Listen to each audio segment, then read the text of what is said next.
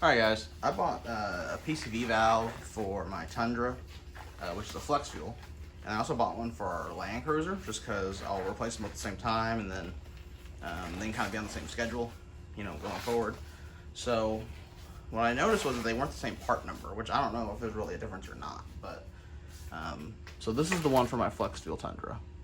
It's got a green top on it, and the Land Cruiser one looks like this. It's all black, and the part number for this said Tundra, Sequoias, Land Cruisers, Non-Flex Fuel. So I'm guessing there's a difference between the Flex Fuel and Non-Flex Fuel PCV valves. We'll see. I'm gonna take my Tundra one out first and see what it looks like, and we'll see if it has that green color or not. All right, guys. First time replacing the PCV valve. So when I read online, you take off this engine cover, and then it's right here. They say you pull this back, it's insulation, pull this off.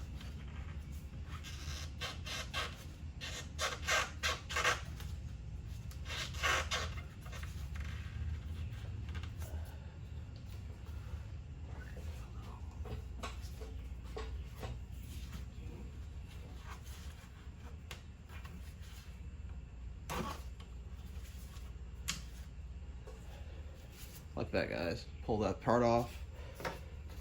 So this goes to the manifold, and the PCV valve's down there. I'm gonna go get I think it's a 24 millimeter, and I'll be right back. All right, I want to show you guys where it's at. So this is the thing I pulled off, that hose I showed you, and then down in here is the PCV valve. I wanted to interject here. So in the video, you'll see I used a 24 millimeter. It worked. It tightened it. But after I went and did my Land Cruiser PCV valve 2, and then I realized it was actually a 22 millimeter.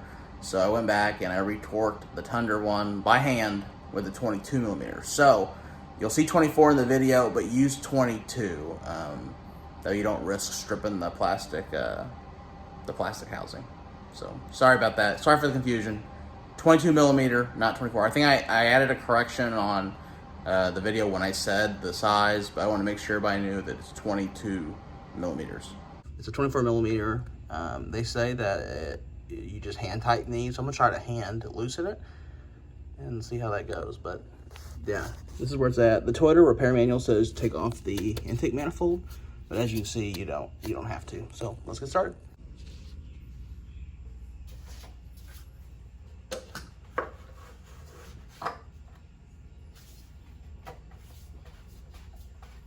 Yeah, it came out hand loosen. Very easy.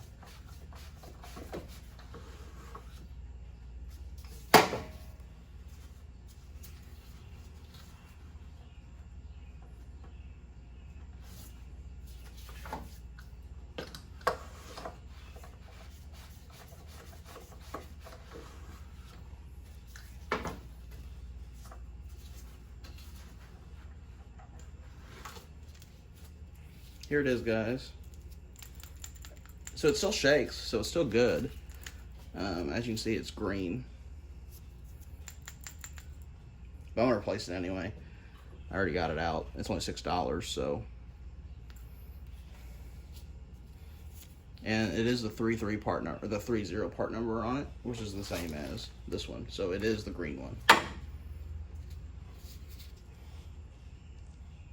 Yeah, so I want to show you both of them side by side here. This one's got 50,000 miles on it.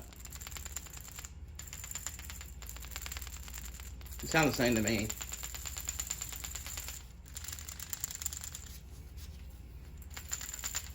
But I want to replace it anyway, so.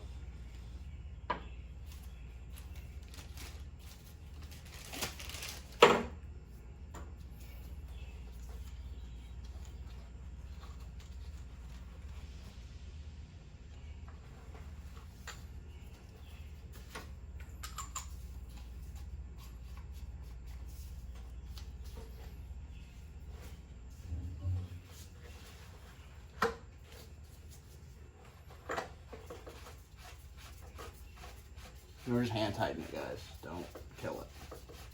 Because these are plastic. I've seen them break.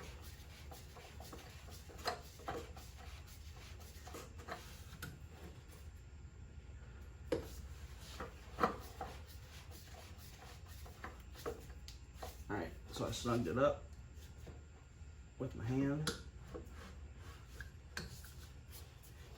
Make sure she's in there. She's tight, so I'm gonna put this hose back on.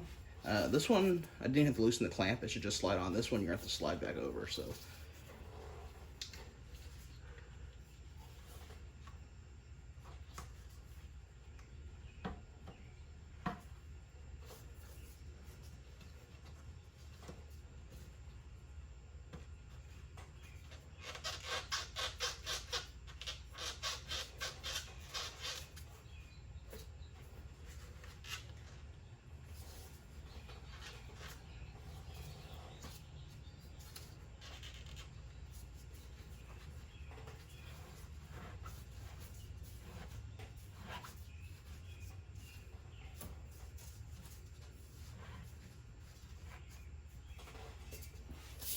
Alright guys, that's it. It's back in there. I'm gonna go ahead and start it up, make sure everything's kosher before I put the lid back on. Remove this out of the way.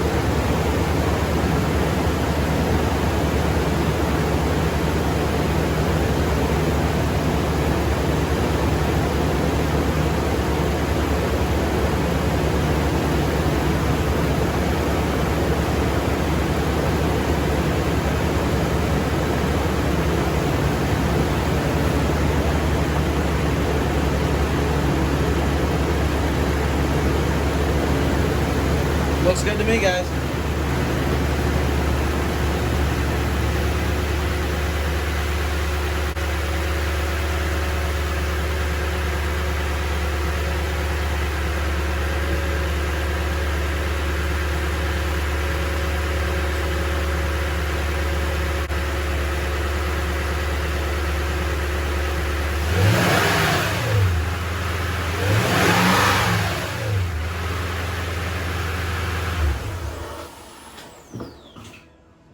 Alright guys, so that's how you place the PCV valve on a 2016, well 2007 through 21 Toyota Tundra, really any 5.7. I think it's same for the 4.6, so had 50,793 miles on it, so I figured, you know, why not do it? It was still good, it still rattled, so probably didn't need to be done, but $6, why not? So hope y'all like the video. If you do, give me a thumbs up. Let me know in the comments what you think. And if you're not subscribed, please consider subscribing. Thank you very much.